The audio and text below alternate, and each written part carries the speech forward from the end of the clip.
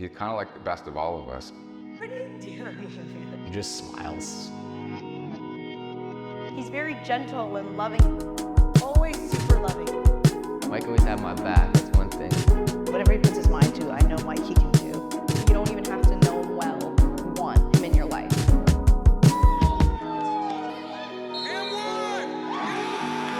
He wants to show those around him how much they matter to him. He fights on the field, but he loves with the family. He's got swagger, he's got everything. MVP. Doesn't seem like you can rattle him. Yo, Mike's a dog, man. Already one of the best receivers his age. The grit, the determination. Get on! Up the sideline! Who's gonna catch him? No! Is your answer 20? Are 50, you 10, kidding me? It's Michael Joseph's world, and we're all just living in it.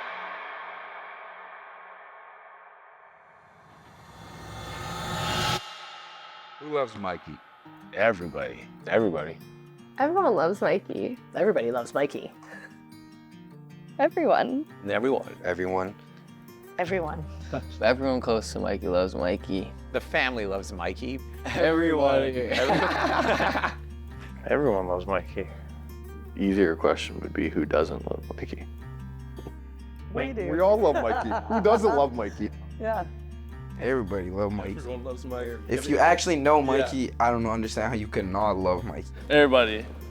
Everybody except maybe a couple players on Hansberry. Take me less time to say who doesn't love Mikey. Are you kidding me?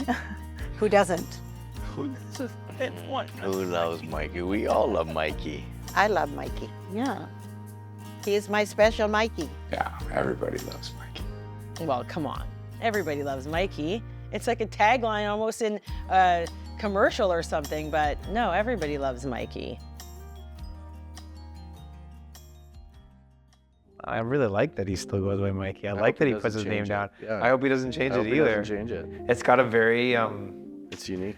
very playful, innocent, happy, positive type thing to it. You know, I thought for sure that he would go by Michael, and I think I'm probably one of the few people that calls him Michael more than anyone else. I call him Mikey, Michael, Mike, whatever. But I think it's because Michael's so formal. Even though Michael's his name, it's more like, you know, your name is who you believe you are. And I guess when he puts himself in the world, the version of himself that he feels is his best version of himself is Mikey, not Michael. He's not ashamed to be called a nickname because it might make him sound like younger or something. He takes it, he's proud of it. I liked it because the Teenage Mutant Ninja Turtle Mikey, I just always have a connection with them because they have that same energy. It is that pride in being the youngest, I think. A lot of people don't like being the youngest, but Mike found pride in it. I think he just sees the love in that and being Mikey, and I think he owns it. As big as he is, and he could be 6'8", but he is Mikey to us. His role in this family is lovable little Mikey, and that's it. I think that's how he identifies. And he understands also. Mikey also has a little smirk out of the corner of his mouth where he's like, yeah, I'm Mikey. Mikey exists because of me. When you and I first met, we said that we were gonna have 5 kids, and when we got to Christopher, you said, we're a big family, we're good. And I said, no, absolutely not. And I definitely wanna have 4 kids.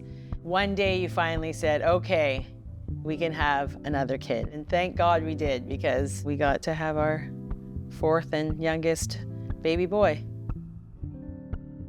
His birth story is actually a funny one. Well, Mikey's birth was funny because it was during the Dolphin Park weekend. He was born on the day of the Dolphin Park tournament. And Uncle John and his buddies were playing in the tournament. I think there was some high-profile player in there. Jamal Crawford was playing, and he was going to be playing Jamal Crawford, so I wanted to go and watch Uncle John play Jamal Crawford. I feel like I'm going into labor, and I wanted to go to the hospital early because John came out so fast. And so we went to the hospital, and then she was taking a while. All of our other kids were really fast. I could feel your frustration of, why is this taking so long? And I really wanted to go watch Uncle John play in the Dolphin tournament. I was like, you know what? I'm fine here. Why don't you go see the kids, make sure they're okay. I'll call you if anything happens. You can go to the Dolphin Park tournament. So I left the hospital and I went to Dolphin Park and I watched Uncle John against Jamal Crawford, and he was balling, and I was yelling and screaming like I always do at sporting events and having the best time. And called you actually a couple times and said, nothing's happening, don't worry about it, but you never picked up the phone. So you probably just saw missed calls. 8 missed calls from Trisha, and I think actually it was from Grandma. Grandma was in the hospital with Trisha. My mom ended up coming to the hospital that day because Oma was sick. I was so blessed to be there when he was born. The only grandchild that I got to see. I drove to the hospital as fast as I possibly could, sweating bullets. I would run into the hospital room, and she was just laying there chill, and she looked up at me and was like, what's the matter with you? You came in all frantic and frazzled, and you came like running, thinking you missed Mikey's birth. And then my heart was like, oh my God, I missed my son's birth, oh my God. As soon as you arrived and I knew like, okay, you're not gonna miss the birth, it's like my body just signaled, okay, you can have the baby now. Very soon after I got there, Mikey was born. Just before 3 o'clock in the afternoon. Oh, look at that boy. Mikey whizzed out at like 2:20. And another thing, because of Dolphin Park, Gerald ended up getting injured that day. So Gerald, Kevin, Shelly, I think Pete, literally after 20, 30 minutes of giving birth, they all came in, met Mikey, saw me, saw you. It was the only child we had that we had visitors come and see us in the hospital, which was pretty special, and it was in the middle of the day, so it was awesome. It was a very memorable birth. After giving birth, it's a relief. You see their squishy little faces. You're just so happy that they're healthy and that you made it through. There are certain things that you're not supposed to miss, and one of them certainly is the birth of your child. So I was relieved that I didn't miss the birth of my child. It was just exciting to see his, little presence come into the world. You don't know what love is until you hold your child in your arms.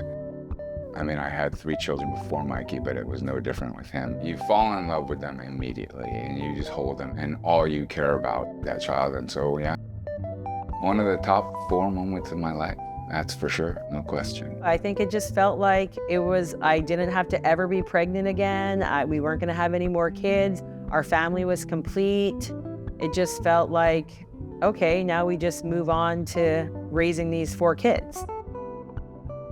Mikey's the youngest, and I always know that the youngest get ignored, so I specifically recorded and took a lot of pictures in those early years and months because I didn't want him to be the youngest child with the baby album that didn't have any photos.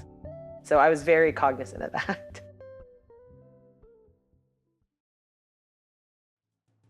Mikey was such an easy baby. He rarely cried. He was, like the bookends, super smiley, always wanting to be with the boys, always trying to emulate what they were doing. He had so much to look at, and he had so many little kids in his face poking at him and looking at him. And I think he, was entertained by it, and he didn't need anything else.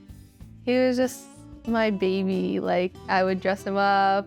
Because I wanted a sister, I would dress him in little girl's clothes and put makeup on him. He was the baby of the family. I got a chance to really spend a lot of time with him, as the youngest, he would come and hang out with me when Trisha wasn't around, and I felt like his mom too. Not having a 4th baby was not something that we felt like we missed out on because of Mikey. It's like John loved having Mikey come over to the house and sit with us and cuddle, and John loved the baby stages of the kids. I think, he got little things from everyone's personality, or even in the sense that he wanted to hang out with us. He's very gentle and loving in that sense, and not like the other boys aren't, but Mikey will come hug you or cuddle you. I just remember always having a really good time and a lot of laughs with Mike, or a lot of fights, especially when we were younger. We would go after each other, knew what made each other tick. I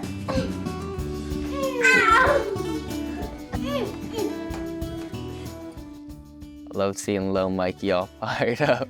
Little Mikey was kind of just everywhere all at once. And he was always just so interested and curious. He was always somebody who wanted to learn and wanted to like, yo, what are you guys doing? Like, yo, can I do this? Or how can I play this game too? Young Mikey he was funny. No one gave him enough credit for being so funny. He was funny, but he's very just like true to himself. And I think he was just naturally funny. I think that's what made it work. Like he always brought light to the situations, light to the room. I remember Dad would say like, oh, my dad would think you're the funniest kid like, ever, just because he would just, you know, do the most random things. Happy birthday, Papa! He was the little bro of the whole group. So for us to just be that influence in his life, he always just saw us growing up. You know, that really like, you know, flooded him in that path where, you know, he has everyone's traits, he has everyone's, you know, like personalities. He has to go everywhere with everybody. And he gets to sit down and watch everyone play soccer first, basketball first. Last to get everything, he gets the best of everything. You can really see that Mikey's the youngest. Mikey's the youngest out of all of us. Mikey is the last of the boys and of like, you know, the upper grandkids. There's a lot that makes him unique. I mean, all of our cousins are so different in so many ways. I think Mikey kind of had to do a lot on his own in terms of just being younger than everyone else. Not that there's a shadow, but there was a bit of a shadow. You know, I think maybe because he is the youngest, he holds himself accountable to that. No, that's the blessing of being like a younger in the family in general. He wanted to be with all of his brothers and sisters and cousins that were doing everything that he was just that one step behind. No matter what it was, he was always just that one step behind what everyone was doing because he was the youngest. Like he was always trying to be like his brothers. Everyone had a pair. Marley and Jack, but like Jack and John, and then John and Hunter, and then, you know, Christopher and Cole were always together, same grade. So my concern, especially in elementary school and even when he went into high school, that he's gonna be in his senior year with nobody with him. When you are the youngest, you associate with like your birth order. It's just a natural thing to gravitate towards, like, you know what it was like to be the youngest and having to like wait your turn and like not having to like do things as quickly as everybody else. Mikey putting on hockey gear that was too big or trying to, you know, stand on scooters that he couldn't, you know, balance on. Like sometimes in the yard, you know, it'd get a little competitive. I remember a lot of football games, you know, it would always just be like Cruz versus all. And, you know, Mikey would be the youngest guy, but he's battling hard against grade 7s. He's probably in like grade 1. When Christopher and Cole played flag football and they were 5 and Mikey was 4 and he had to be the water boy. It's like he loved that role. He didn't care. He was just so happy that he was included. He was waiting his turn, and he was happy to wait his turn because he was still a part of it all. And that shit paid off. Mike's been able to really sit back and watch these people grow. He can learn from our mistakes, so he doesn't have to go down that road. Do those things that he could very well do, but prevent. Mike's observant. I think Mike's learned a lot from us. Being the youngest of the boys is, I think, a significant thing about Mikey. Having 7 other boys to look up to is hard. He envied, he emulated.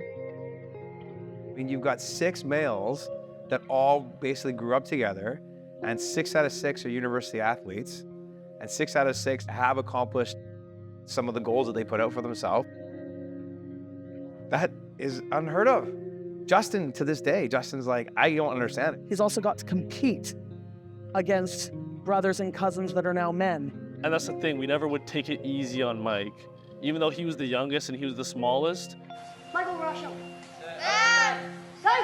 Mike wouldn't have wanted us, you know, to like, oh, I'm dribbling, you can steal the ball. You didn't have an option. It was like, I'm going hard at you and you better come at me the same way, even though, you know, you're smaller. Every time I meet someone, I'm not Mikey, like I have to make myself be Mikey. And it feels unfair, but at the same time, I feel like that's where all of his confidence came from because he goes, I have to make sure that I'm me. Otherwise, I'm gonna get stuck being somebody else every single time. I have to just be myself. As the youngest of a group of athletes, both families combined, you probably would have a lot of weight on your shoulders, but he fully carved his own path. I feel like grade 8 is when Mikey realized, like, I'm not in a shadow anymore. I'm just as good as all of them. Out of nowhere, you know, he just like sprouted up, and it's funny because I talked to him about it, like, we're similar as we were both kind of late bloomers in the sense we grew late. Now we're both the tallest, you know. Watching him as a senior, like at VC as a receiver, like a 6'5", grown man, you know, killing guys out there. I'm just like, I think back to that young Mike, and then just to see all the growth. He was passionate from day one about football, right? He couldn't wait to get on the flag field. He couldn't wait to lace up the cleats and do his own touchdown. Seeing him committed to that and seeing him rise to the occasion as Mikey has, it's incredible. Like, especially this last year of grade 12, like, he's Mikey. Like, it wasn't like just chasing after the cousins or being around. He was Michael Joseph. I think it contributed to having older brothers that were pushing him. And maybe he didn't like it at the beginning, but I mean, it's definitely what kind of drove him. I feel like it was almost overlooked because he was so much younger than everyone else and everyone was doing their thing at different ages. And then he just kind of came in like, wait for me. Like, I'm going to kill this. He's so much himself in the sense that now that we're all adults and he's the youngest, it's like he's the one that stands out the most without trying. For where he is right now, he's so much more mature than the rest of the cousins were at that age. It's funny, at the start, you don't really know when you're young. Sometimes you hate your brothers, you love your brothers, it's on and off. As you grow up, you get to see how grateful and blessed you are to have brothers and sisters. You can't trust no one like your blood. Yep.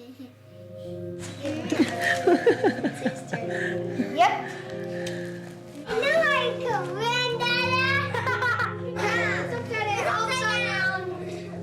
Bye-bye, I love you, Polly Tamwa. There's Mikey. The two youngest. Look at Sato next to you guys.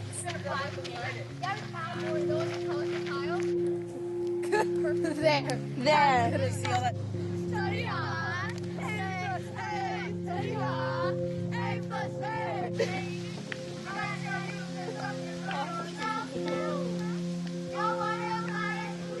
When you surround yourself by a good group of people that thrive in adversity, you're going to do great things. 10 more years, Mikey. You're 19. Mom, can you pass me some Coke? And everybody will be legal. The last year of single digits in your family. Happy birthday, Mikey. These guys are super close, like super close. It's crazy. We grew up together, but also means we grew together. You look at my comments. Somebody's knocking. Someone's knocking. We made it to the island. Got each other's back. Can you see that in the kids? That's because of us. It's the great canoe race. You can hear them.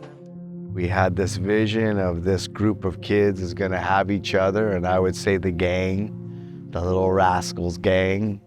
And it literally became the tightest group of kids, family, and regardless where we were. None of us really paid that much of attention because there were so many kids, and then they had this entire little world that they lived that we weren't even aware of, and so did everyone else. Like, we are so lucky to experience that as a family. A lot of families don't really like each other. My nephews were the ones that kind of like gave me the entrance to this family. It was like I had like, what, I don't know, 12 siblings all the time. It was like, you're not ever by yourself. There's always somebody like following you, whether you like want them there or not. No matter what, okay, you're fighting with these people, so you're still gonna see them. Like we had a duplex with Dumont. You're walking to school together tomorrow morning. So it's like whether you don't like each other or you do, it's like you're gonna have to see them. Having to do that for so long, like that's just normal. Like that's why we all feel like siblings, because we grew up like pretty much essentially one big family.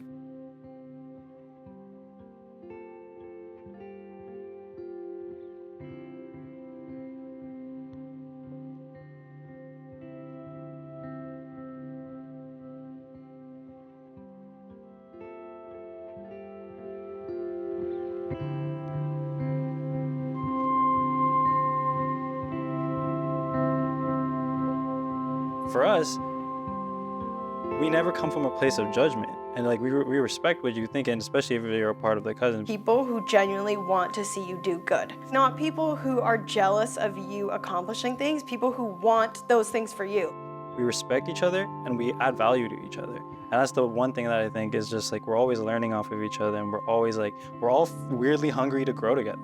Every time we're together, we're thinking about the future. We're trying to see how we can move forward. They definitely hang out on their own without the parents now, and that's amazing. You can choose your friends, but these guys are friends and family. Now the reason we want to is because growing up we had to. We didn't know anything else. It's like this love that you don't take for granted, but you get so used to having, and it like makes you feel so big that you would feel so different without it. I thought this was normal growing up, you know, but when you go away and you see how other people's families operate, that's why I feel like we're so lucky to have this. And you just naturally observe what is normal or what is a lot of other people's lives.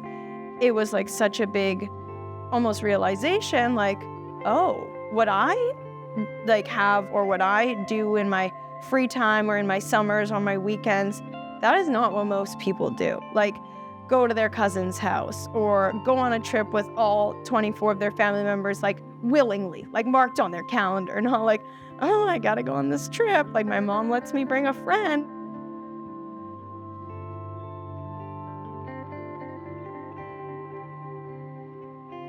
I've always felt a special connection because of well, I'm more Filipino than all of the kids put together, but you know, growing up in the Philippines, I've always felt that special connection with the Filipino side of the family, and I get that, and I feel very at home there. It's lovely and it's warm, and it's something I like being around. I can't think of days or like events, be it a holiday or birthday, when not all of them are there. When we do something, it's like, oh no, someone's got something else tonight, or someone's got something else tonight. Like, they never have something else. They always are, this is what it is. And that is, I've never seen that before. It's so different from the relationship that most people have with their cousins. Because when I describe my cousins to people, it always reverts to, you don't really know because we were siblings and we were all raised together. A couple of my closest friends, actually, they said to me, they hope to build a family like we have. Our family was always very active, so we were always just playing together. Mini baseball in our backyard, or volleyball, soccer. We had our basketball hoop, we played bump. In the neighborhood, we'd always play manhunt with the neighbors and stuff. We were always just playing. We've been watching them competitively go at it for 10 hours, 12 hours, come in and eat, go back out. Now, not many families have teams. That many kids that they have a team. This is the epitome of a team. Often you can say, like, that's the guy. I can't pick one. There is no leader. They are just the embodiment of team. And they take the faults, they take the strengths, they put all in this amazing package.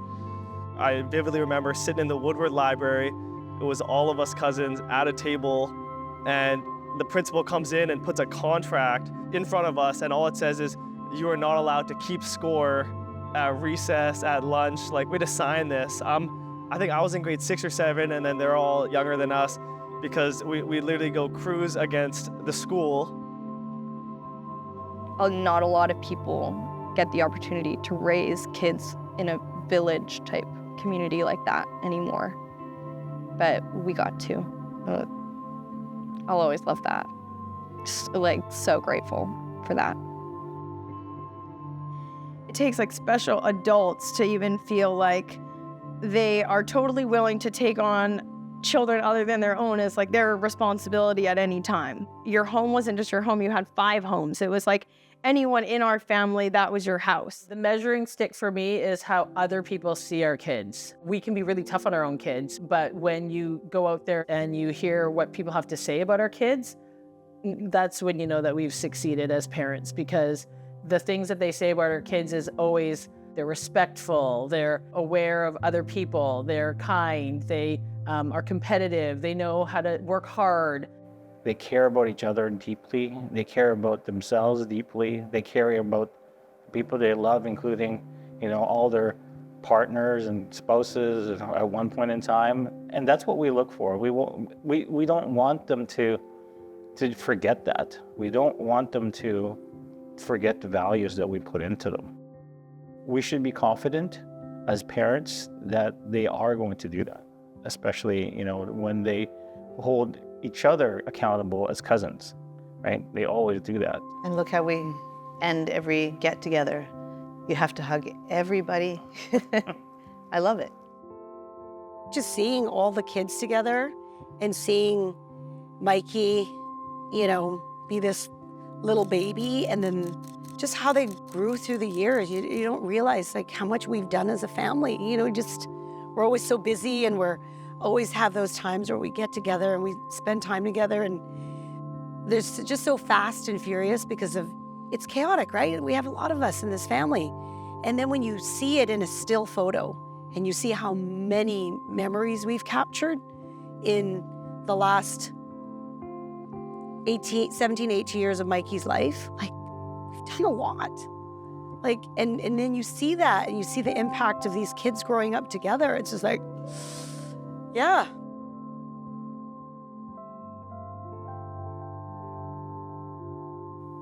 There is no replacement for that. What that does for our lives and our fulfillment. And no one else has it. And I place it higher than anything. That's like the closest to any kind of spirituality I have in my life. I think everyone's going off and doing their own thing, and everyone's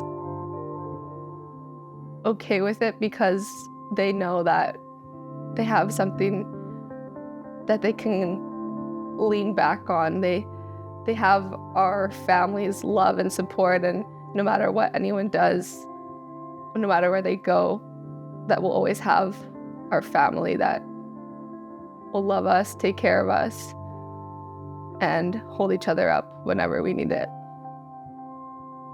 I would kind of put you guys all under like a very, very high, as a group, very high on my list of just things I'm grateful for, because without you guys, I couldn't tell you half of the stuff I would be doing.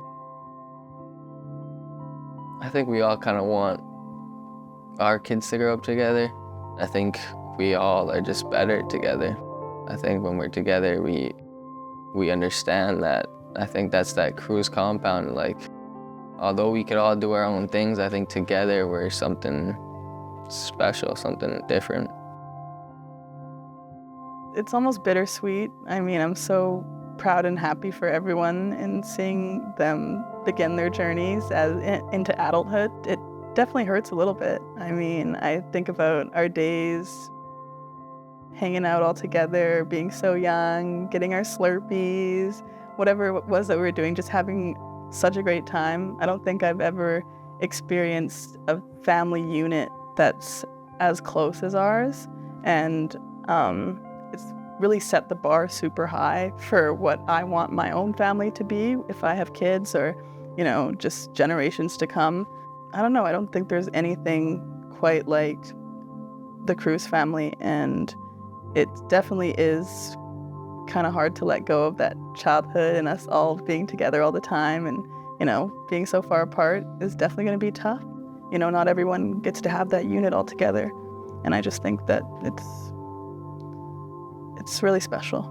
As bittersweet as it is, it's extremely beautiful. It was the hard work and the perseverance of parents that made it happen. Good times, bad times, they always end up being together, united. We watch these accomplishments and moments, and again, we would see these young kids play these games out all day and different moments. And now they're doing it on a different stage. And it's just incredible. And we're gonna watch more. Mikey's role in this family is he embodies the love. I'm just proud of the person that he is, you know, more than anything else. He's kind of like the best of all of us because he's taken the best of all of us. He fights on the field, but he loves with the family. Mike always had my back. That's one thing about Mike. He's a caring person, very caring person. He genuinely cares about his family, his friends, even people he just meets. Like, he would feel the happiness you do for something. Like, if I had an achievement, Mike really feels that. Like, he's really happy for me, almost as if he won the achievement. He wants to show those around him how much they matter to him, constantly. He enjoys the people that he's with in his environment, and he makes those people feel like, hey, you're happy to see me, I'm happy to see you. He'll actually put his attention and time into talking to you. Mike's being very true to himself. He's really unafraid of just really being who he is. Mike puts up the least mask with everyone. Like, he's the most transparent. So comfortable in his own skin so naturally and like at such a young age. He's super outgoing and bold. He's just a resilient, genuine, sweet person. Mikey just has a big heart. He's very appreciative of everything that we do. He's passionate. He's extremely driven, all the while being so humble. Yeah, he's the mediator in the family. Someone has to be the fall guy, and it always seems to be the youngest, where we became like a wall for everyone else in the family to kind of bounce off of. You're like a shock absorber in the family unit. No one gets mad at Mikey. If there's conflict, you want Mikey on your side. Everyone wants Mike on his side. Mikey just has a way of entering a room or a space and bringing chill to it, calm to it, love to it, fun to it. He just gives you the best energy ever. Like,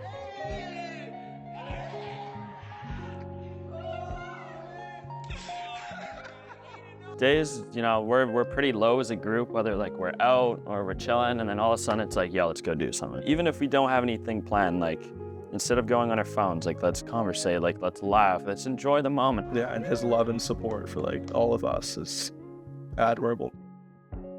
He has an energy about him that's easy and light and fun. And he was like that as a little kid with his goofiness coming into the room, joking around. It makes you feel like, oh, I'm happy to see you. And he wasn't embarrassed to say what he wanted to say or crack a joke, and everyone would laugh. He liked making people laugh. He's hilarious. I don't think that Mikey's energy has ever clouded the space that he's in. Never a negative energy to be around.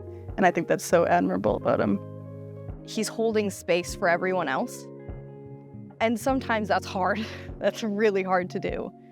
He's going to be that magnetic individual in his social circle, and he's going to be there to be compassionate and take care of them. I just have a tremendous amount of respect for the character that he has, and I loved putting my son in that environment to observe that. He would stop whatever he was doing, what everybody else was doing, and he would focus in on a little 5-year-old that worships the ground he walks on. Hey, Matai, heard it's your birthday. I want to wish you a happy birthday. I miss you. Thank you for supporting me at my games, and I'll play with you soon, all right? Have a good day, buddy.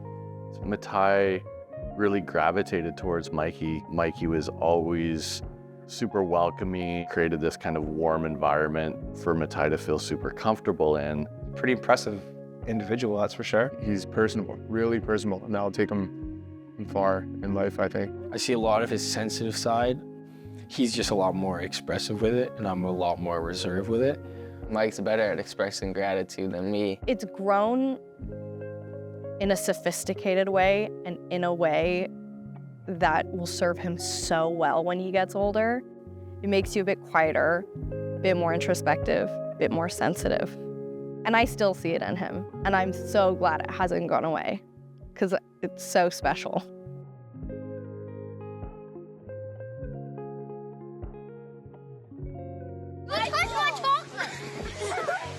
And I love it.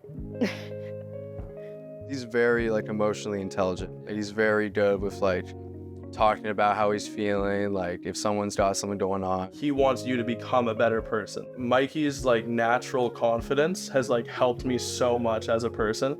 Confidence I've gone into next year. If he just tell me like this is your team, like you're gonna kill everybody next year. Like I would have never even thought that unless it was because of him. He's very laid back, never doing too much, and I think that's what a lot of people like about Mike. The amount of composure Mikey has is something that like I admire. Calm, cool, and collected all the time. But he never does brag about anything. I just feel like his demeanor has always been smiley. He was always really happy and super smiley. Whenever I see Mikey, he just smiles. That's the best part when Mikey plays, because even though you know he's given her, the smile that he gives himself or even the crowd or his teammates, it's just, he's having a good time. He's just naturally really talented. And then he's grown into this really incredible specimen of an athlete. What do you think John would have thought? Ugh. I mean, one, he would have been annoyed that Mikey was probably taller than, you know, like he's the tallest. How the hell does that happen? But he would have been so proud of Mikey. He would have been like so impressed with how Mikey has carried himself, how he's been able to play basketball and football. He would have been really in awe of how Mikey would be able to juggle that without like overly stressing about life. He doesn't take himself seriously, so it's, you know, he's lucky like that. He has that ease about him. That is not a trait that many people possess. That's who Mikey has always been. Mikey really grew, like summer of grade 8 into grade 9, he was growing. So he was taller for a grade 9 player. Mikey looks like an unrecognizable person in like the coolest way. I can't say I'm shocked because I've just seen what's happened with the 5 boys ahead of him. He really came into his own. It can't be easy being behind John and Christopher from an athletic standpoint, but now it's Mikey's turn. And man, did he ever not disappoint. Like, he really brought it. This year was a big deal. He outperformed everyone who thought different of him. When the Football All-Stars came out, you're beside yourself. When he got snubbed, that really irked him. And he came after it. He was gonna fight. He was gonna get in there. Like, he wasn't gonna listen to "you're not gonna do this." He would just swing harder. He won't quit. That's his thing. He won't quit, and he'll always rise to the occasion. He will constantly make the play. He like one of those guys, like when, like for me as a shorter guy, like when you're saying, oh, if I had that height, I'd be doing like this type of stuff. But he's like that guy who still does the stuff that the smaller guys can do, but at that height, which just makes him that good. And I got to see like right away, he was born with that. Can't teach that. Can't teach that.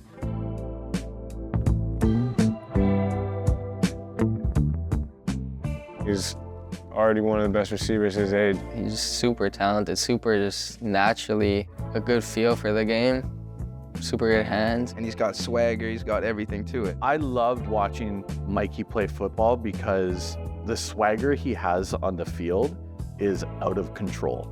Not only confidence in his ability, but just his joy and love for playing is something that was so much fun to watch and take in. He literally makes other players from other teams crumble almost in fear because of his confidence and his dog mentality. I don't ever once remember having to tell him to, pick up the compete or pick up the effort level. He was willing to do the dirty work and get in there and just really compete and just be a dog out there. Talking all this shit, and I was like, it got me hyped. I was like, yo, Mike's a dog, man. Needing a play, he'll get you the play. If you trust him, he'll get you the play. As a coach, you want guys like that. He goes above and beyond anything you could ever ask of him.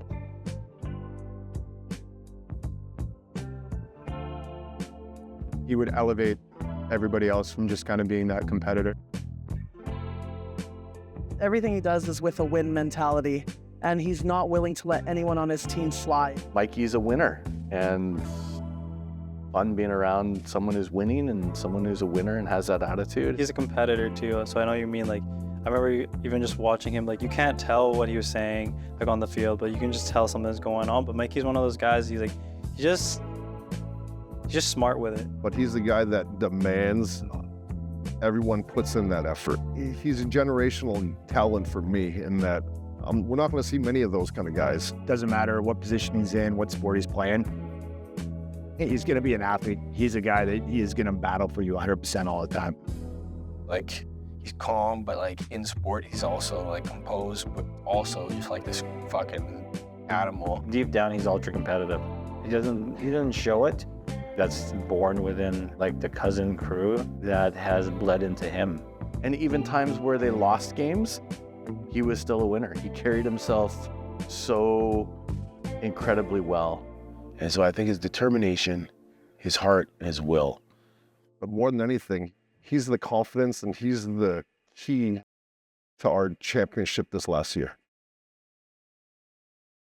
We don't get to be at school during the pep rallies, and luckily, you know, we have Trixie who works there, and her videotapes of like, you know, Mikey's the speaker at the pep rally and hyping up the entire student body.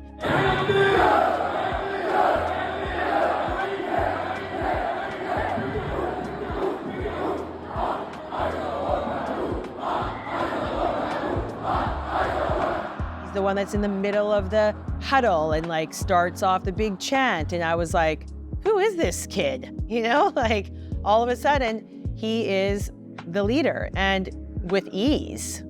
Specifically with football, Mikey has a really good time. People gravitate to that. He's just trying to work really hard and like do his role to the best of his ability. He's at home on the field and the court, and it's infectious. It's infectious to all his teammates.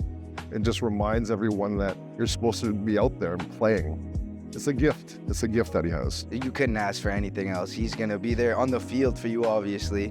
Like, he's going to make the play that you're going to need. And then if you're down, he's going to be there for you. Or if you just made a huge play, he's going to make it even bigger than the play actually was. Just makes you such a better player and keeps the mood right while he's also balling, of course. And also his positive energy, how we have to stay positive in like every single game. Like the guy's composure is like what makes him so good. Yeah, he was like the really low-key captain. He doesn't need the title, he does it by himself because that's what he wants to do.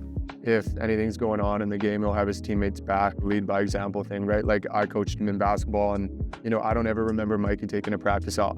That's the most important quality in an athlete, right? You come ready to work every day, and that's probably why he's got to the level that he's at, because he's not taking days off. He brings others up around him, and he knows what to say, when to say it, and whether it's leading by example or if it's going out and actually vocally when he needs to, it's definitely there. The team struggled without his leadership. Kid needs to hear it, better coming from him. He says it, they respect it, now they produce. Every single game he went off, absolutely went off. But he was super humble about it and just made sure he was kind of focusing on like everyone else, just giving everyone positive affirmations, just keeping everybody up.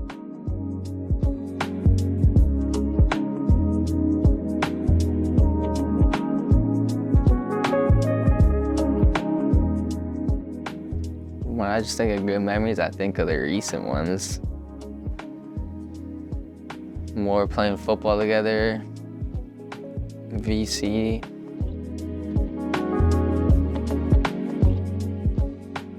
Especially that last year.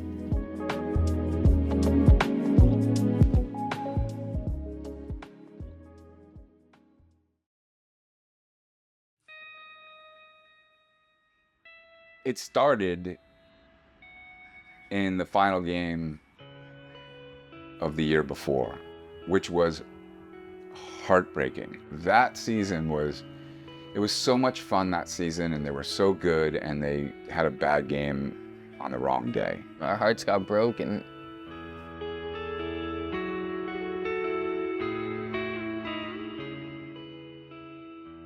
Just that grade 12 season and Mike was grade 11, it was probably just one of the most fun years and fun years of football, I could say for sure. Me and Mike would be on the same side. Just every day going at it.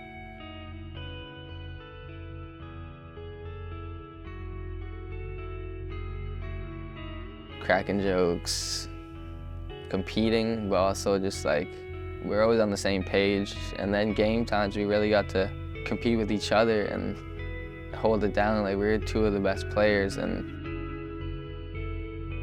that was super fun. And knowing my bros on the other side, if I was a DB, he was the other DB, or both receivers, and I trusted him 100%. I think he trusted me. Mike's motivated me a lot in all athletics, and I don't know where I'd be without him. 95% of the teams I was on, Mike was there.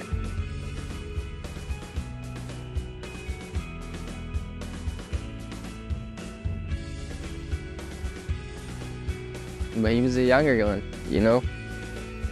He wasn't the one being the all-star most of the time. That's why it was so dope seeing him this year.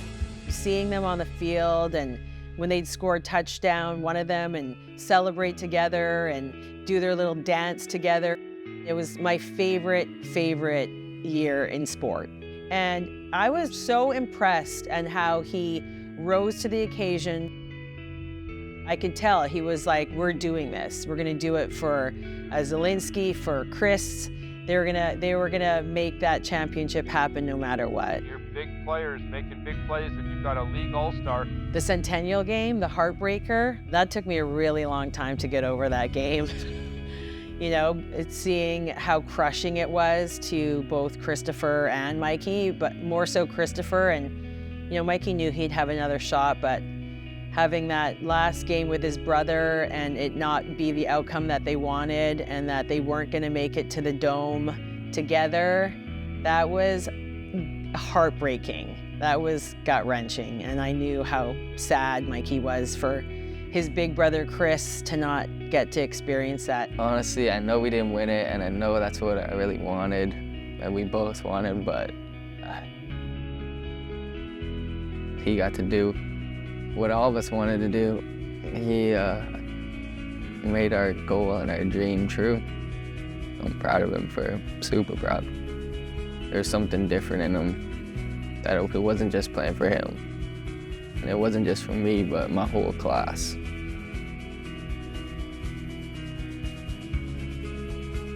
After that, he promised me winning that shit. In the bunker, the game after that game. I think he took that to heart.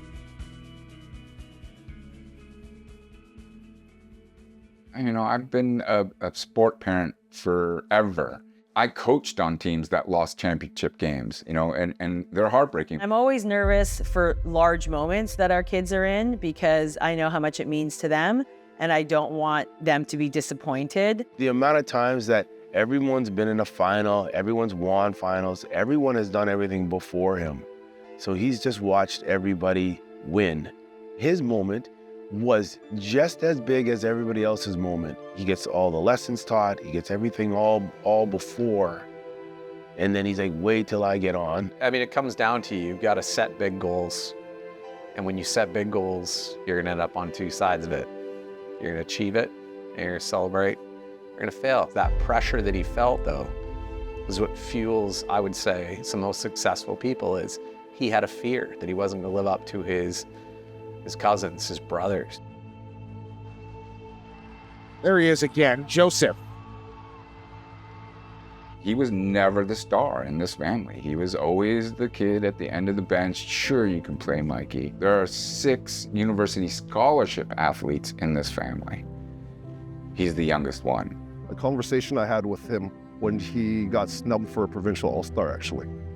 And I remember that look in his eyes. And he told me, he's like, I'm gonna make him pay. Sure enough, I mean, that playoff run, I can picture every single play that he caught. Like, it was incredible. Touchdown Irish! Wow, look who it is too. Michael Joseph has really stepped up his game. I was a nervous wreck for the semifinal game and the final game of that provincial championship. I knew how much it meant, and I know that he knew how much it meant, and I was nervous that he was going to feel like he failed if it didn't execute the way that he wanted to, even though he was giving it his all. One step drop over the middle, high tip, picked off. And going back the other way, look out. Down the far sideline across the 40. And there's the second turnover of the game on Carson. To win a championship, it's not just talent, it's really just wanting it. But you saw it, and I trusted him. And once he started playing those playoff games, in the first game and the second game, And just, you could see him, it was natural. Everything was just flowing. He wasn't thinking too much, but he was competing, and the plays came to him. The plays came to him. Almost picked off. Good coverage down there. Get the ball into the playmaker's hands early in the football game. Wow, look who it is, too. Michael Joseph has really stepped up his game here tonight, provincial all-star. Is that his third touchdown of the game? I just don't know how you hang with them.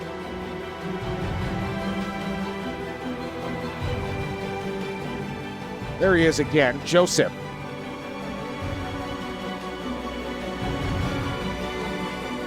It's picked off, and it's going back the other way. It was Michael Joseph looking for his fourth touchdown of the game, and he wanted it. How about the hit from Joseph to finish it off? His biggest fear was failure. He wasn't okay being average. He didn't want to just be as good as his brothers. He wanted to be better. And there's no doubt in my mind he's accomplished what he set out to do. That game made me so nervous watching in the stands. Obviously we've all been in Mikey's shoes in championship games where we want it so bad. We're all so competitive. We want to win. It's the last game. You're there, your family's there, and watching him from the stands, like my heart was with him. I wanted it for him so bad. I've never had this experience, you know, you're in a crowd and your family, but I was so proud. You're just watching it, so proud, and I'm like, oh my God. The crowd just makes me more fueled, man. I love the fans, and you want to be in the big moments like these, so. That game was probably like my favorite game I've ever watched. It was like so surreal. Like, I mean, I couldn't be at the final game. I had to watch the stream because my team had a game, but it's just like to be in BC Place. I mean, I remember going to those games when I'm a little kid. Being here in BC Place, where else would you want to be? We'd talk about certain routes. I was watching him, and I was like telling him, oh, hit this, do this. We would pre-prep a couple routes and stuff, and I would see him do it, which is super dope. I just do what I need to do, like all my other teammates. I got trust in every single one of them. And then when they trust me, I got trust in them, and that's just how it goes. BC High School football game in 2022, and it's the championship. Defending coastal champion Grizzlies taking on the perennial powerhouse, undefeated Vancouver College Fighting Irish. This one is going to be a dandy. And wide receiver number 18, Michael Joseph. And let's look for them to try to get the ball into Michael Joseph, number 18, who, of course, had 3 touchdowns last week against the Carson Grave Eagles. He only had 3 catches in that game, and they were all for touchdowns. 2 interceptions, and one of the interceptions he almost ran back for a touchdown as well. Teasdale will take it out of the pistol. Quick throw, completion made. Back to the original line of scrimmage, and a couple of yards past that. As there's Michael Joseph showing up as he makes his first catch of the football game. We're not used to seeing Michael Joseph, number 18, cross the goal line on every time he catches the ball. For maybe a little screen pass here. Again, they're in 2-down territory, trying to get the ball to Michael Joseph for a little screen to Bromley. Here's the snap. Teasdale with time. Lob it into the end zone. 1-on-1. Touchdown! Guess who? It's MJ. Michael Joseph bringing it in. Wow, and that's no surprise. And why not throw it up to the kid that, hey, had such an outstanding game last week, and Michael Joseph using his size and using his strength. How about Michael Joseph adjusting back to the football and then rising up for it and snatching it out of the air for 6. Wow, there's your big play. One of the toughest plays to cover in football, and I tell you what, Vancouver College on 3rd and long comes up with a big play. Extra point attempt is up and through, and just like that, Vancouver College takes a 1-point lead here in the championship game. Your big players making big plays, and you've got a league all-star. Teasdale throws it quickly. Michael Joseph the catch, and he's near the sticks for another Irish first down. Absolutely great football right now. Under center is Fever. They hand it off to Kolju. He's looking for the goal line, and he's stopped in his tracks at the 2. Now what do you do? Now what do you do? Gosh, this has been a 5-minute and 32-second drive down the field. A 20-yarder just inside the right hash mark here for Seal. I was watching the guy who was blocking it. For some reason, I was watching that fucking guy. In my head, I'm thinking like, let's get some crazy play. Buddy, right when he says hut, I see the whole open boom. Try push, take flight, knock it down. I just saw Mike out of nowhere grab it. Paused that first. They were like, wait, did he the get ball's play? Yeah. And Mikey's like, damn straight. Of course, Mike scoops it up, and he's going down the field. Time stops. Like all of us are sprinting with Mike. We're like, go. I remember me, Pat, and JC just punching each other, and like that crowd was wild. I remember just like getting knocked in the face because everyone was like going so wild. Mikey went for that run. I just honestly couldn't believe it. I was like, wow, that just happened. It was crazy. Literally, you're tearing up and the emotions take over. Like I just remember having goosebumps, and me and Chris were just going nuts. Like, all of us were just going crazy. When that happened, like me, Tiny, and some other guys I told I was my cousin started jumping, screaming. I remember they were asking me like, yo, who's number 18? Who's this guy? I'm like, oh, that's my little cousin. And I was just so proud to say that. When that play happened, I was just like, I guess they don't need to throw the ball because Mikey's just gonna figure out a way to score no matter what. And Mikey made that happen. He made it, he put it out there. He wanted to definitely show up for that game. But when that ball ended up at his feet in that moment where they needed a touchdown to win, He single-handedly was the biggest difference for the reason why we all have rings on our fingers. he seized that moment and he won that game for them. Quick snap. Here it is. Oh, blocked, picked up. Oh, the races. He's going. The sideline. Who's going to catch him? No. Oh, is your answer. 20, 15, 10, 5, touchdown. Oh, boy, look at them go crazy in Irish land, I tell you. No pussy, a purple, no flags. Special teams, Jake. Special teams. Wow. Are you kidding me, Michael Joseph? Joseph, scoop and score. Conte with one shoestring touch, but could knock Joseph down as he takes it for a house call. Players come up, unsung heroes come up and make some great plays. Boy, he's going to remember that play for the rest of his life. A moment like that is just like it's cemented in VC history, our family history. Maybe that is my proudest moment. Maybe my proudest moment is that championship game, not because he was the MVP, but just because he worked so hard all season to make that moment happen, and he did, and he got it done. You could just see, obviously, the way he played on the field, that he worked really hard for that. You don't just become like that overnight. You become like that by getting up early in the morning and showing up every day. That is the definition of a superstar. He's a provincial. He's the great receiver. He's a little more than just that. So proud that when that happened, I stood up like this and said, as if I'm the one who did the touchdown. True what Grandpa said when we were at that game and he was announced as the MVP. Grandpa said, oh my gosh, this is the dream of all the boy cousins. And who gets it? The baby. The baby boy did it. When he got that, like, he got that for all of us. It was a storybook. Storybook. It really was storybook for Michael. It was the story that he deserved and that he earned. It was beautiful.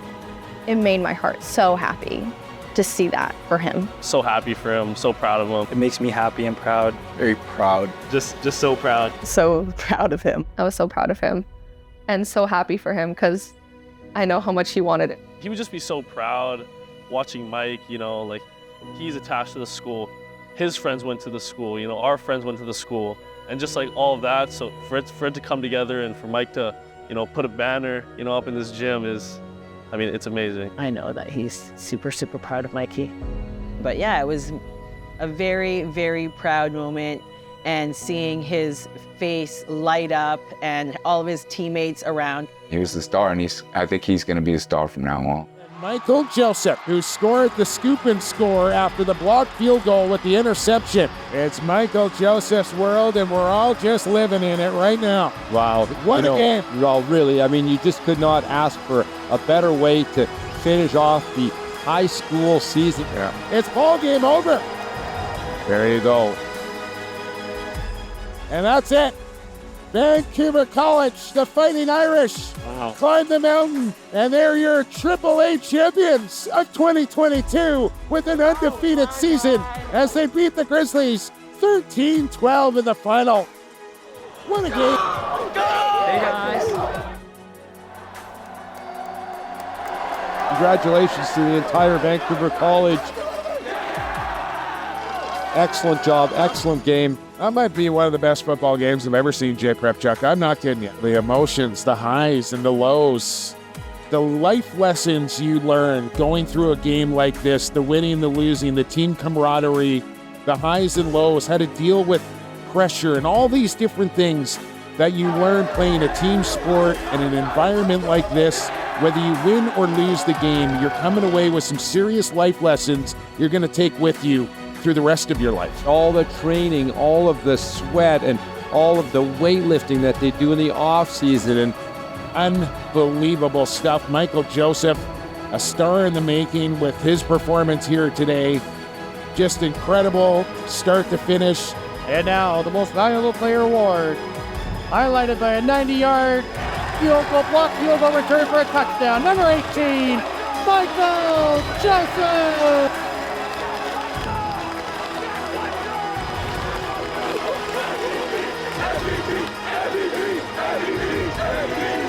Congratulations, the XIII champion, Vancouver College Fighting Irish.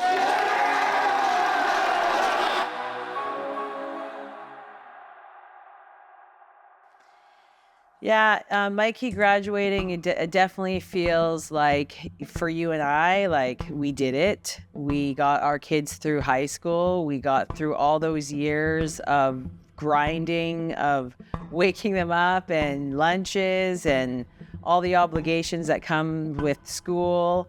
And, you know, it feels great, not only just for him, because now we have all 4 of our children moving into their young adult life, which is a whole new era for them, but it just feels like closing a chapter for all of us, just like when they all left Woodward and we moved into this house. And it felt like a fresh start and a new era. And now Mikey closing the chapter of high school. We all did it. I like that it's a fresh start for everyone. It's kind of like that timeline where people are going off and doing new things, and it's something that we haven't had before because we've always used to being in the same place, but we're all gonna go see the world for a bit. He has not been one to share what is next in store for him. That's the guy that comes there smiling. He's happy, he brings it. It's always fun, and again, I've seen a confidence though, unquestionably. In like the last year, he has found who he is. And I think that is what almost makes it scary of what's next for Mikey. The world is truly his oyster, and all Mikey needs to do is follow exactly what he's doing. I want him to take that confidence that he's built in grade 12, and I want him to have a fun ride. I hope he loves Queens and where he lives. Hope he loves his school, his everyday life. Because if you think about it, you go out there and he's going to be training and going to school. I really hope in these next couple of years that he has fun, but he also just sees like there's a lot of things that are going to take energy away from you and give you energy. If you can start young and understanding those things, and I think he does already, then you'll be good in a lot of parts of your life, man. I want him to have a really, really good experience. Just him being in a different town across Canada, just college football, and just enjoy the experience. It's that time in your life, you know, the next 4 years are just, there's so much that is gonna change for him. I don't know, my wish is that he just experiences absolutely everything. I want him to have such a good time and have it be easy, and the way to make it easy is to, you know, be consistent with your schoolwork. It's gonna feel low-key long in the moment, but like when you look back, you know, uni's gonna fly by in like a minute. Yeah, just embrace everything. Like the good, the bad, the failure, the success. It all takes you somewhere. I hope that's one thing that he really takes away, because it's such a short period of time and such a small opportunity for many people to get, and the fact that he gets that is incredible. Mikey's the last of the boys at Vancouver College, so he's he kind of ends my reign as somebody who got to coach and teach all the boys who are at VC. And so when he graduates, that's kind of a new chapter also in my head of what happens for me at school and how I feel about no more family members and kind of, looking at school in a different way. I'm so excited for him to be in college next year and, see what all that brings. I love the unknown. I think, wow, where are our kids gonna end up? Are they gonna live back east? Are they gonna come back here? What's their future gonna be like? It's the one time in your life that you'll be surrounded by a group of people. You're all the same. You're all fear, you're all excitement. Mikey's he's gonna crush it. He's gonna love it. I just think it's gonna be great that he's gonna go live his own life by himself with his friends, with his new university in a new place for the first time, and it's gonna be so exciting for him. For more sensitive and quieter people like me and Mikey, so being on your own for the first time is so freeing. Especially because we were the little ones and our role in the family and social life was kind of just given to us because we came in last. It was like, find where you fit and that was it. But then when you move away, especially where you don't know anyone, that's the first time in your life where you get to decide where you want to fit. I just really hope he has a solid first year and then he doesn't lose the love for the game because in university it's kind of hard. You're coming from your best year of football ever, and now you got to start at the kind of the bottom. So we're hyping him up right now, provincial MP, all that. But you're gonna go to Queens, and it doesn't mean shit. I told him just another mountain he's gonna climb. Eventually, if he keeps working, he can get to that that mountaintop of that part of his sport. Going to university, it's a whole different experience. Mike is gonna go into a locker room with guys way bigger than him, way older than him, guys that have their own aspirations. That Mikey's gonna be competing for that same spot. It's a lot of just adjusting the characters, learning people, but you're also, as much as you're trying to make them your friends and stuff, you're trying to compete against them and you're trying to you take their spots. I would say it took the whole first year almost to really get to know guys on a certain level. In high school, you could be dominating practice every single day, feeling like you're the guy. And in university, you're gonna have good days, you're gonna have bad days too. And as a freshman, there might be more bad days than good ones. But I think that main thing is just, trusting your work and, staying focused on that process. You're by yourself sometimes, you're missing home, you're gonna be on long road trips with your team, stuff's not gonna be going well for you, especially, if you're not getting playing time, stuff like that. But you just gotta stay focused, you just gotta remember that end goal. I'm sure Mikey, he's not gonna be worried about that type of stuff, he's focused and yeah, he's gonna do good out there. Everything takes a process. There's gonna be obstacles, of course. There's gonna be trials and errors. It takes patience, it takes hard work, it takes sacrifice, and you gotta be willing to do everything you gotta do in order to achieve everything you wanna achieve. Just gotta find your role and stick with it. Mikey's going to a school where there's gonna be a lot of stuff outside of football that obviously he's gotta have those experiences, but he's gotta stay focused. Just always stay true to who you are. Never waver, never fold. Be strong in what you believe in. And if something doesn't feel right, do something about it. And always do what's best for you. Yeah, I look forward to playing against Mike and beating Queens. Letting him have his stories and let me do my thing. And then when we come back together, being able to talk about them. I hope he does what he really wants to do in life. I just want him to be happy and love what he does. Being the youngest and having so many people to look up to, he has the courage to do what he actually loves. And I think he'll do whatever he wants and he'll be good at it and he'll love it. I just hope that he finds a passion that he loves to do, whatever job it is. If Mikey wants to have a family one day or, live somewhere different or travel before he settles down.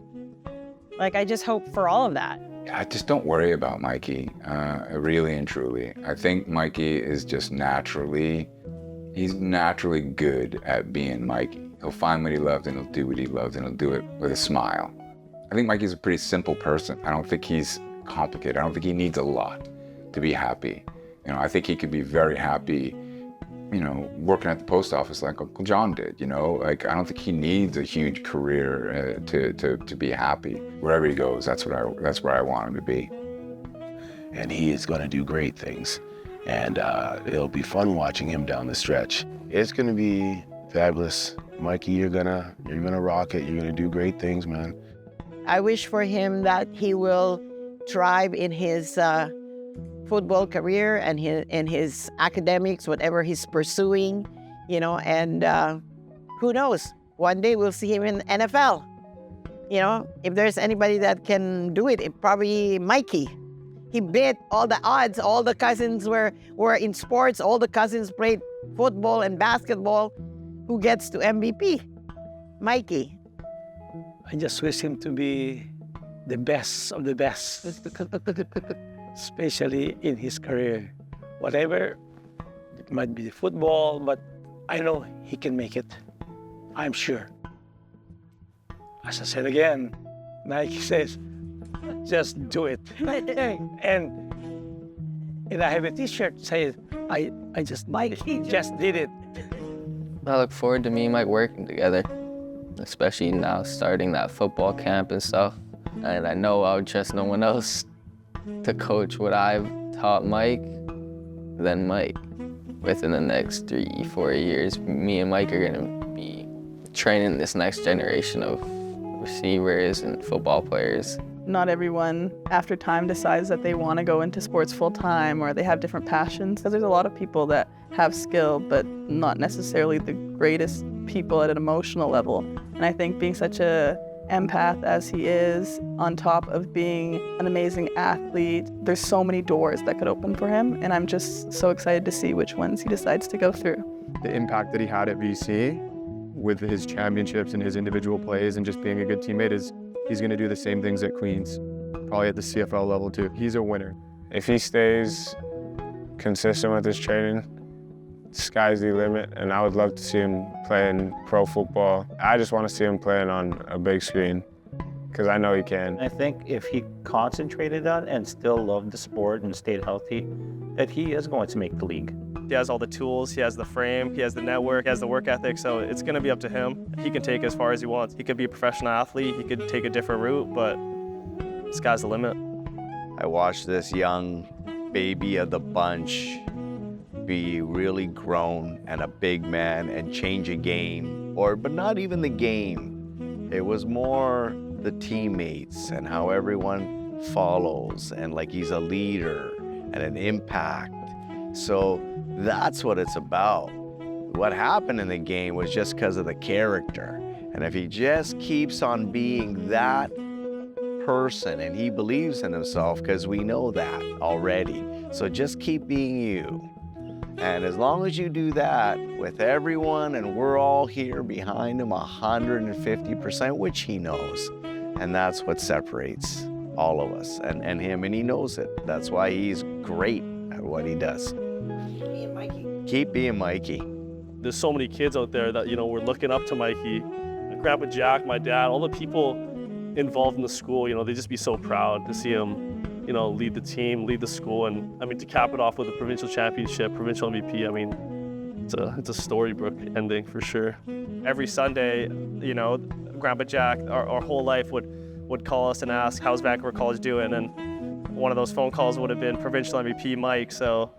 I'm just excited to see all of us now contribute to the world or do something or follow a passion, and I think it's really time, especially now Mike's done. Yeah, it's a new era where we're gonna do something bigger than just school and sports. I just look forward to us, you know, achieving all of our dreams and goals, and to, you know, just have that, you know, big group, fam, and just to, you know, vibe out in life and, you know, experience stuff, and to, you know, just build, you know, a sense of establishment, you know, of our own, to where we're able to have this big compound or whatever. So I'm really looking forward to that phase of life. I'm really looking forward to everyone, you know, pursuing their passions, and I'm just super excited for, you know, us to grow and, you know, live this life. So. I mean, it's sad, but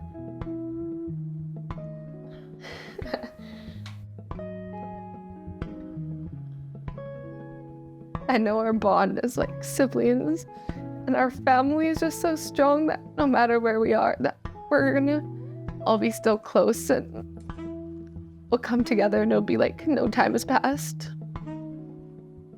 I'm pretty sure Mikey has realized there's a bigger achievement that's waiting for him, and it's God-given. There's so much more to life than what he sees right now. And it means a lot to me in particular because he's my son and he's my youngest son. And so Trisha and I are, ostensibly going to be, empty nesters. My father, who was my hero, always said, well, when you're 18, I've done my job. My job is to raise each of my children to be 18 years old and ready to go out there and be, productive adults. And so I feel as though I'm coming to the end of having done the most important job I will ever do, which is raise these 4 children, and it's a big deal to me. This is when my father pats me on the back and says, good job, you did it. You did your job. My dad did a great job, best job he could with what he had. And, my father didn't go to my games or give me lots of pats on the backs. I made sure I was at every game, because of that. So I think I did a little bit better than my dad did. That's not a criticism of him, but I know for a fact that all 4 of my children are gonna do way better than I did. They're gonna learn from my mistakes. One, I think it's amazing that Mikey gets a movie. I mean, come on, you're the youngest, you're going out with a bang. I mean, everybody's gotten their 25-minute, 30-minute grad video and you get a feature film.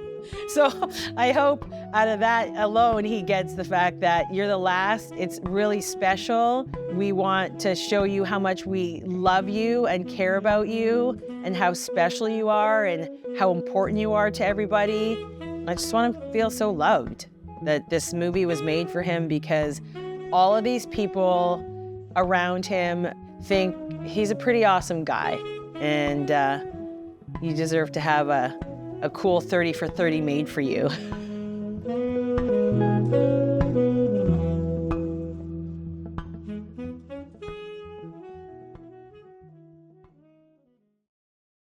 Mikey, to me, means... Mike's up there. He's like everything to me. That's my guy. I don't know what I would do without Mikey. I don't know if I can put it into words. Michael Vicente Joseph. Mikey. I can't even put into words what Mikey means to me. What else do I say but Mikey means everything to me? Mikey's the tiny little boy that I met. And he's grown into this amazing young man that has no fear. And he's very sweet and kind. He'll never miss giving me or anybody a hug before he leaves or when he arrives. I love Mikey. I held him really early. Welcome to the world. And I've held a lot of kids, but then I've continued to see him and be around him. And I wish I could be around him more. He's a really special individual. Me and Mike, I think, are a lot similar. I think we've learned a lot from each other. Mike's been through it all with me. Every little thing about each other. I swear Mike's a lefty because of me. I swear he just copied me. Mike's like my other half, my twin brother, pretty much. Super grateful for him. It means the world to me. Yeah, it's probably the closest person to me in the whole world. Just love. Even though he's towered over me and he's 6'5", I just look at him and my baby brother. He's a part of who I am, just like everyone in this family. And even if he's this little part, if you take any of those people away, you take a little bit of yourself away. You're your own person, but you're made up of all these little tiny parts. And I think that's really special because even though there's so many of us, I have lots of memories just with Michael, specifically. He's just another one of my siblings. It's the same way to a certain extent that I would check on my own sisters. It was very sibling-like. It's familial, but it's deeper than that. I did feel, because I was a little older than Mikey, protectiveness. It was my baby brother. I'd always been the baby sister to Alyssa. I'd never had a younger sibling. With Mikey and Chris, those were my babies, kind of. Mikey really brought a sense of belonging. Just because he was the youngest, he never really remembered or knew a life without me and the cousins. Like, had no idea that I had a different dad and I wasn't actually like blood related to everyone. And he was like, "What do you mean? You're just my cousin." That is something that has stayed with me to this day and probably will forever. I feel good when I'm around him. Special individual that makes everybody else feel good. I noticed that when I saw him just even the other day, watching him interact with his friends, and they're all sitting around the table. I can't even understand half the shit they're talking about, but there's just this like warmth. And we're not like blood or anything, but like, that's my brother. It's like a brotherly connection. Just that like brotherly connection that we all have, that reciprocated amongst all of us. And someone you can talk to, open up about anything.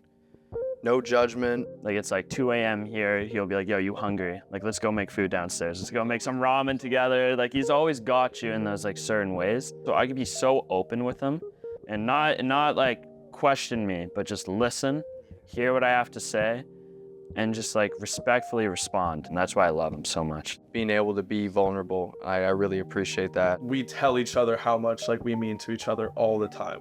The ups and downs, the in-betweens.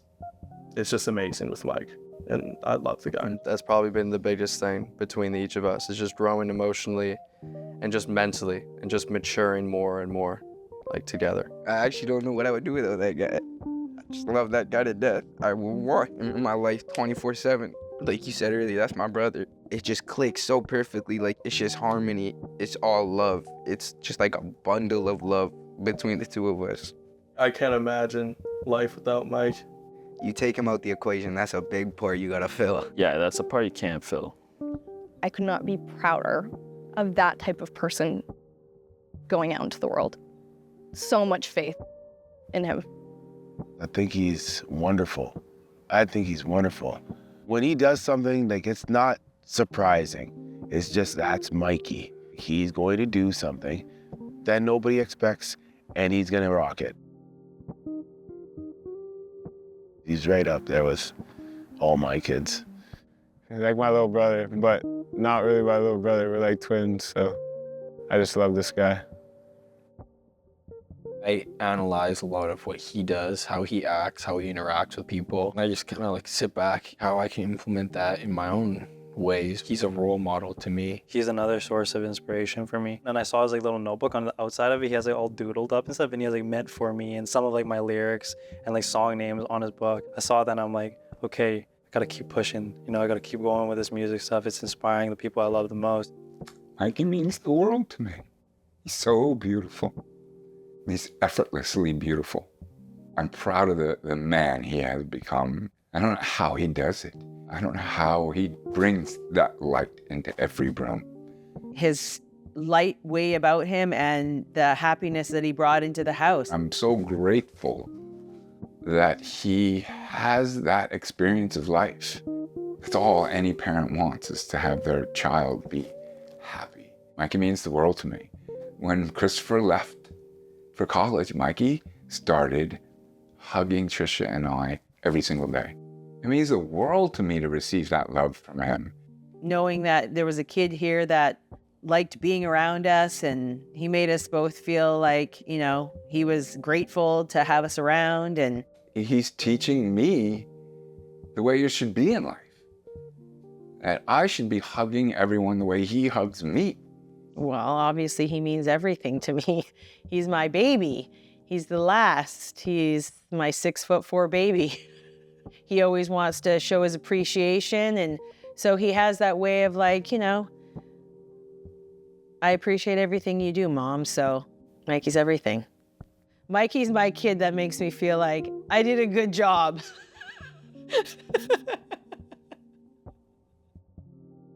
I love Mikey so much, and I'm in awe. I'll just miss his joy, him cracking jokes and complimenting me on my food, and Yeah. Every father wants their children to be better than them. And I'm just so grateful because, yeah, he's head and shoulders. What do you feel that you mean to Mikey? Wow. Well, I mean to Mikey. I think I'm safe for Mikey. I think for all my brothers, like, they know that they can count on me and I'll be there for them if they need it. I mean, I hope he sees me as a safe space. I think he sees me as a big support, spiritually, creatively. I try to teach Mike a lot of things. I think I'm a role model for Mike. Not just my good things, but my mistakes. I think Mike's learned from those, even if he hasn't experienced them himself. I feel like I mean a lot to Mike. Being around him so much when I was younger, Mikey and I have that connection, you know. It's just that special bond that I feel like a lot of people don't have. As a young Mikey, I was just an uncle. I was like your Tito. I was nothing. He just sees me as his cousin. That's really special because I've struggled to fit in a lot in my life, and I don't think Mikey sees that in me. I think he just sees me as being right where I'm supposed to be, and I think that's like really validating. In a way, I was kind of like a sister, like the way Marley was. We're always really close in the sense of, like, I never had a little brother, but he was like my little brother. He hugs me when I see him. I don't think that's fake love, so I appreciate him a lot. I think he's gonna remember that I've always had his back. Players don't really care how much you know until you show them how much you truly care. And I think that was our turning point between me and Mikey, when he knew that I had his back, that he was willing to lay it all out on the line. He has that support. Everybody has his back, right? You know, we do have his back, and the fact that whatever he goes through in his life, whether it's the greatest thing that happens or the worst thing that happens in his life, that we are there to support him and that we are there to make sure that he's okay. I show him that, you know, you can always persevere through things. You can always just keep going. You gotta love your team. You gotta love your coaches. You gotta find a way to fight together because you care so much. Every person who you love in your life, like, molds you a little bit or contributes to you being the way you are, or the way you speak about something, or a personality trait that you have. Training them and building them and showing them certain things that he'll always take with him. Cool Uncle John, but not only that, but from a young age giving them back and allowing them to be the cool Mikey and cool Jack and cool Reign and Christopher. So they got all that. Giving them those skills so they could become who they are now. Rocking it. I'm there for them, even if I'm physically not able to be there for them all the time. They know I'm always there for them. I'm the aunt that messages them on the side and be like, hey, I love you, super proud of you. You're awesome. Oh my God, emotional. You're awesome at that game. I'm sorry I couldn't come. But yeah, a loving, supportive aunt that does things that their moms won't do for them. Mikey has like that mom too feeling about me. I had to look after him a lot of the times. He would act like I was his mom too. So like I ran with it. But if anything, he just sees me like as his aunt and family. He loves me. When you walk in the room and he comes over and we slap a five and have a bro hug, and we usually talk smack to each other. He definitely makes me feel and shows me that he cares about me, and I see that and I appreciate that. I'm his grandma. He always tells me, you're the best grandma. I kept all his messages. You're the best grandma in the world, and you're always there for me, and I love you so much. And I love Mikey so much too. Mikey will always be my little Mikey. And I'm always gonna be there for Mike. We're basically brothers. I mean, I know we're cousins, but that's my little bro right there. We still have that bond and that love. And it's something that's super special to me because, you know, he's a little brother to me, and I will always love him. Hopefully he felt my love throughout the years. Mikey hugs me every day and tells me he loves me. And I believe him. I know he loves me. Because as a father, you never really know unless your child tells you that you're doing a good job or that they love you or that they're, happy that you're their dad. And Mikey tells me everything I've ever done, I've done to try and be the best father that I could to him. And I hope he knows that I will love him forever and I will be here for him forever. Can't wait to hold his children and be his child's grandpa. I know Mikey loves me. I know. He shows me how much I mean to him, so I know.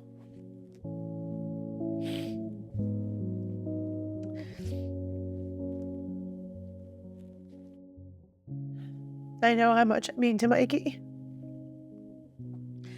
Let's go, Ma.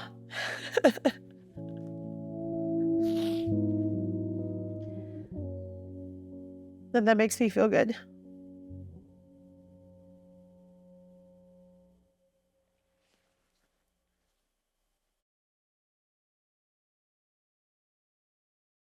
Mike, bro, you know how much you mean to me. I love you to death. And I can't wait to spend the next few years of my life with you and living with you. And I just want to thank you for being you, man. Hey, Mike, I'm so proud that you chose Queens and that we're going to go experience a new chapter of our life together. I hope you maintain your everlasting joy that you bring to everybody. I thought you've kind of been in my life for a long, long, long time. It really hasn't been that long. Me and Zank, although they're wearing a double, you're always welcome to have a third anytime. Wish you all the best. Love you, man. I'm happy that you're in my life and I love you. I'm not gonna lie, it's pissing me off you leaving. You leaving me with 1 year left. But I know you're gonna go do great things. So you're just gonna go do you and I'll see you there soon. I love you, bro. You're my brother for life and I'll catch you. Mikey, best of luck in the future. I know you're gonna do great things. I'm really proud of the relationship we've built over the past couple of years, and I hope we continue to stay in touch for years to come. All the best. Thank you for everything you did for the team and for me, especially with your honesty all the time and your compete level. I have no doubt you're going to succeed next year. I'm so excited. I'm really proud of the man you've become. So all the best at Queens. Mikey, I'm going to miss you, buddy. Just because you're graduating VC doesn't mean you're done with us. We're family. We're together forever. We're champions, right? I want you to know that you always have a home here. If you ever need anything, you know I'm always here for you. Keep doing what you're doing and you will be successful in life, whether it's in sports or academic. What you've been doing has made you incredibly successful so far. Just keep that up, and I look forward to see what you're doing in the future. Mikey, bro. Mikey. You're my brother. Literally since day one. I can literally feel your energy through this camera right now. Good luck. Don't really need luck when you're ready. Don't really need luck when you're prepared. It's gonna be an exciting year. Make your memories, have a good time. Be patient. There's so much stuff you're gonna experience in the next coming years. Show how much of a hard worker and how much you care. I love you, bro, and I'll see you soon. I love you with all my heart, and just rock out next year, homie. Text me when you feel like it. You went from baby Mikey to grown-up Mikey to young adult Mikey. How quickly the years have passed. From training you, kicking a pad that was by my shin, to me looking up now to your chin. To see you grow as a really decent, good young man is just so amazing for us. I'm just so excited for you. I think this opportunity for you to go to Queens and experience university life as a football player and as a student away from all of us is just going to give you this amazing opportunity to grow even more. Regardless if you see us, you always know we're cheering for you. And we are there in spirit or physically, but we're behind you 150%. Yes, Mikey. Mikey, welcome to the real world. This world is sometimes challenging. I keep saying this all the time, and just do it. Make it yours. I love you. I'm going to miss you so much. Have fun and keep shining, and just look forward to seeing all the accolades as you continue to grow. Mikey, heading off to university. I know I've told all the nephews this, have an amazing time. Please throw your uncle and Tito an invite to come out and watch you play. Because when you extend that invite, your teeth and that will let me come for a trip. Mikey, I am so extremely proud of you. Like I told you, I feel like, you know, even though I didn't have the fourth son, you are my fourth son. You are rounding out the 8 boys and moving on just like everybody else has. And so that is a really exciting thing for me to be able to witness. Your future is going to be so bright, and I cannot wait to see what happens in this next chapter. Mikey, man, it's been a ride. You know, you're gonna be off at Queens next year. You're gonna have a great time. You know, I'm looking forward to those times where we're all in the East Coast. You know, we're gonna be connected, and I'm so proud of how far you've come. There's gonna be ups, there's gonna be downs in university. Keep fighting through everything you do. I look forward, you know, to seeing from afar as I'll be off in the Philippines, you know, but I'll definitely be keeping up. My buddies already told me what went down on your recruiting trip. I know you're gonna have a good time. You know, sky's the limit, bro, and just, yeah, I love you so much, and I'm so happy to have you in my life. We're always gonna be here for you. Love you, Mikey. Mikey, I am so proud of you. I love you so much, and I know you're gonna have the best time. Stay true to who you are, believe in yourself, trust the process, and then, you know, just grow through what you have to go through, because at the end of the day, you know, you got yourself, everyone's got your back. We're rooting for you. I'm so proud of you. This whole video was so fun to make. It just made me appreciate you more and love you more. I think whatever you do and wherever you go, you will touch anyone's heart. We feel so blessed that we've been given a chance to say how much we love you. We're so proud of you. We love you so much. And we're going to be coming to visit you. Mikey, Michael, have the best time at Queens. I am so proud of you for doing something that feels scary and different. Don't stop being your fun, loving, caring, genuine self. I'm just so excited for you to make all of your new friends and have new experiences and go to new places, do things that are specific and individual to you. I think you're gonna love it. I'm so excited for you. Make your own memories and make Queens your new home. We all love you, and I'll try my best to come watch your games in person, but there are links and we'll always be watching. I love you so much. There are things I could tell you, warn you about, but you're one of those people I don't need to say much, because I know you're observant enough to figure it out on your own. I have faith that you'll figure it out, but question everyone, question everything, be curious, be empathetic. I have your back, and I'm always there, and I love you so much. Good luck, bro. I love you. Going in as a freshman, you know, it's daunting, but as long as you put that work in, you can get to that starting spot. I know I did, and I know you can, and I'm excited to watch, you know, the season play out and you kick some ass. Keep talking shit. Love you, bro. First, I want to thank you for being who you are. Thank you for being the kind, gentle soul that you are towards my son. We just wish nothing but the best for you. In all your future endeavors, you are going to make the most of what life puts in front of you. For everything that it's worth, don't let a moment go by that you look back and say, I wish I would have done this, I wish I would have done that. Just do it. I'll be in your corner. I'll always be in your corner. And if there's anything I can do at any point, please don't hesitate. We're always here for you. We love you a ton. Wish you nothing but the best. Mikey, I love you so much, and I am so excited for you to go off to college and have all the experiences that comes with that. I'm just gonna miss you so much. Can't wait to see all the wonderful things that you do. Just keep being that good, kind-hearted person that you are, and show everyone how much you love them like you always do. Mikey. Oh, my Mikey, my beautiful baby boy.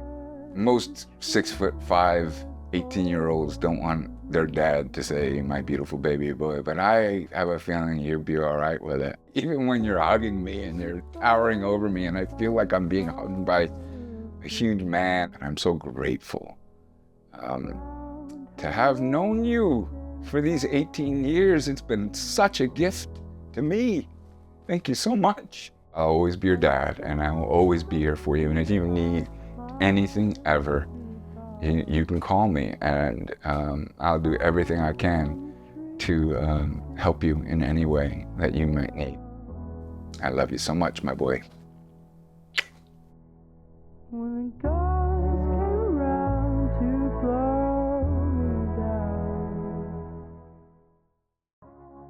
I mean, I got a lot of questions for him when he comes home at Christmas. I would just like to know, what does it feel like being the youngest out of everyone, or the oldest? I feel like it never took any kind of toll on him. He always was part of the group. Did you love being the youngest of this group as much as you seem to? That's a question that's like ongoing, like it never closes. He's always going to be, even if we're all adults now and we're all accomplishing different things. Did you love it? I hope you did, because it sure seems like you did. I feel like a lot of the questions I would ask, I think I know the answer to. Where do you see yourself? And in 10 years, Mikey. Because he's just got so many different things going on for himself. It'd be interesting to see like what he thinks 10 years is gonna bring. What's your main goal with sports? What's your main goal in life? It doesn't even have to be just sports related. I mean, what he wants to do after sports. I would love to know what he wants out of life. I'd love to see what his values are like. Everyone figures that out, as they're going through their current process. What does he find the most important quality? Who do you aspire to be most like? What is the ultimate goal in life? But what does he feel is that inner strength or that inner quality? What would he say that is allowing him to just keep going? How he saw me growing up from his perspective. What type of impact all of his cousins have had in his life. How do you handle pressure so well? I really admire his I don't care what other people think attitude. Because obviously like the spotlight's on him all the time in a lot of different situations. Like I wonder like when he just came to that conclusion, like why am I so caught up with what other people think about me? I'm just gonna do my own thing and be me, and then if they don't like me, that's okay. I like myself. How are you composed with the fact everybody knows you still know you're that good, but you still look like you humble with it? How does he have like such good morals? Because like because his parents are such shit. No, not like that at all. Who's your favorite parent? Yeah, my question is, who's your favorite cousin? If you had one person to choose to go amongst the cousins, travel with or be isolated with for like 6 months, who would it be? What were you thinking on that last play when you got into the end zone and lied down? How many more years are you going to still play on my men's football team? I might say, do you ever wish you focused on basketball more than football? Because he probably could have played basketball at the university level too. I don't have nothing I can put on film, no. I think it's more like how he did it. How that fighting spirit of like, you know what, I am going to like rise from the top. How do you feel being the anchor of the family? I was gonna say like, are you gonna come visit me? But it's not an are, you are, like, it's a for sure. What do you want to do? What's next for you? Mikey, you have finished your high school and you're on your way to college. Are you planning to have a girlfriend? The secret sauce. Injected It all gets back ourselves to the in that. secret sauce. I'm so curious. What is he apprehensive about or worried about as he goes into this? He's not gonna have his mom there. He's not gonna have his cousins there. He'll have his buddies. And this will be a huge transition for him. Doesn't matter actually what the answer is, because my response would be, you're Mikey, you got this.